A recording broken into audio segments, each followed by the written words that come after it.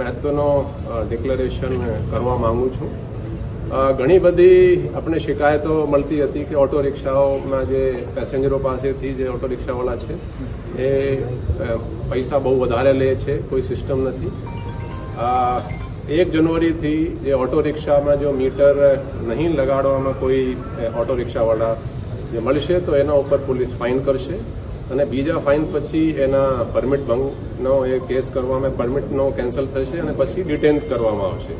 એટલે આ ડિસેમ્બર માસ છે, અત્યારે હું તમામ ઓટો રિક્ષાવાળાના ડ્રાઈવર અને ઓનર્સને અપીલ કરું છું કે તમે એમાં મીટર લગાડો.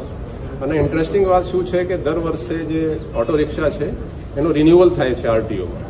જ્યારે રિન્યુઅલ થાય ત્યારે એમાં મીટર લગાડીને જાય છે. મીટર લગાડીને જાય ત્યાં એનો પાસ થાય. એટલે ટૂંકમાં આ છે કે તમામ ઓટો રિક્ષાવાળા પાસે એનો મીટર છે પણ એ ઘરે રાખે છે, એનો ઉપયોગ કરતા નથી. એટલે આપણે આ ડિસિઝન લીધું છે કે 1 જાન્યુઆરીથી એનો એન્ફોર્સમેન્ટ કરવાના છે.